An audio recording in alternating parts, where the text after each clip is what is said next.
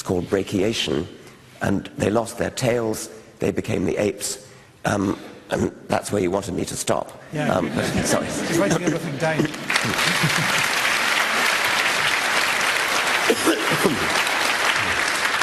Explain to me why we still have apes, then. Why haven't they all evolved?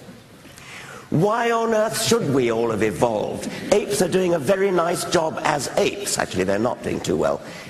But in principle, the general question is, why would you, I mean, you're hung up on the idea that humans are the end product of evolution. No, I'm just curious as to why, if humans evolved into apes, sorry, if apes evolved into humans, why didn't they all evolve? Why do we still have apes? We never evolved from chimpanzees, we never evolved from orangutans, we never evolved from gorillas.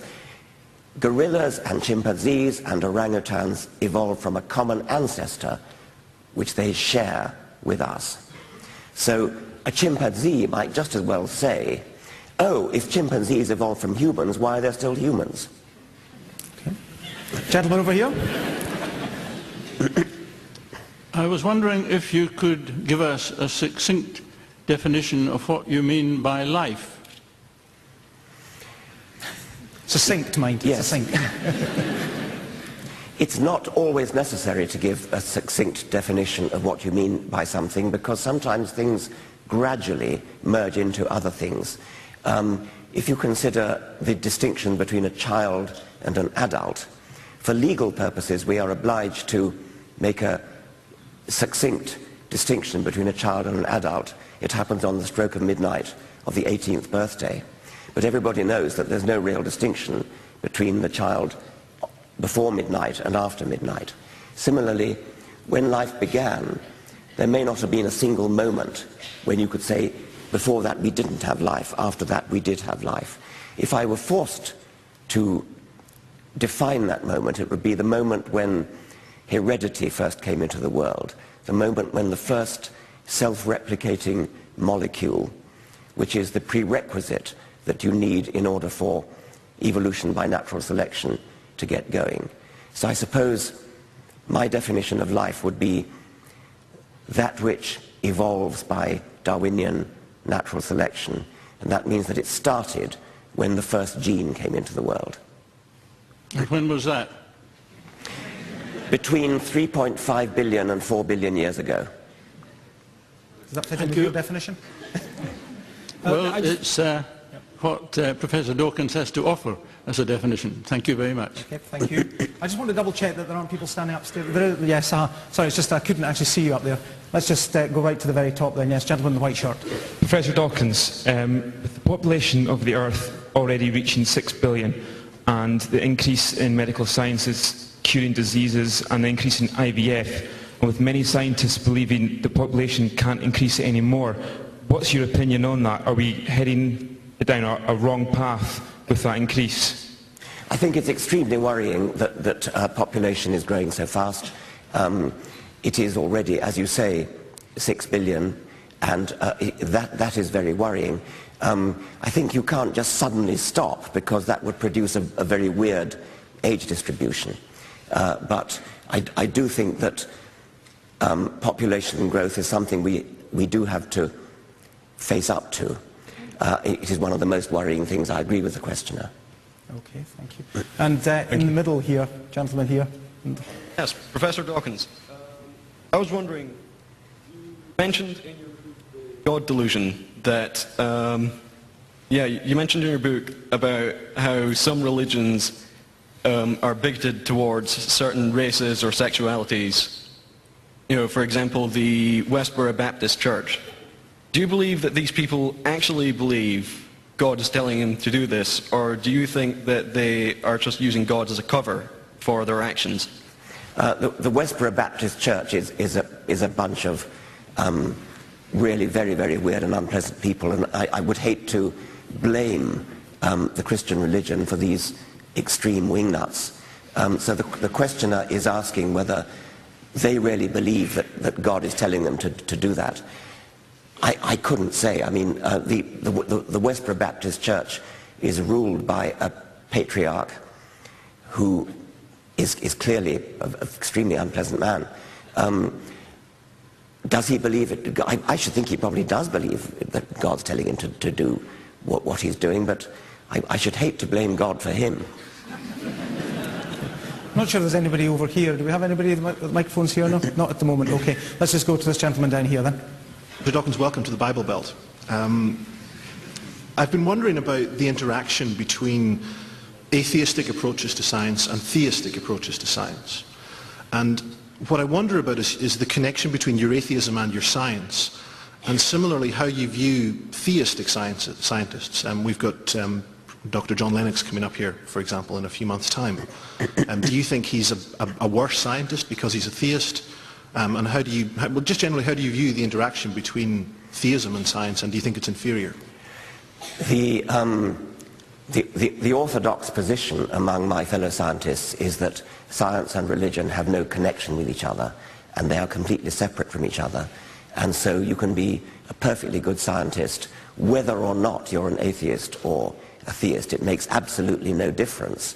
And your beliefs about religion are private beliefs that do not interfere or interact in any way with your science.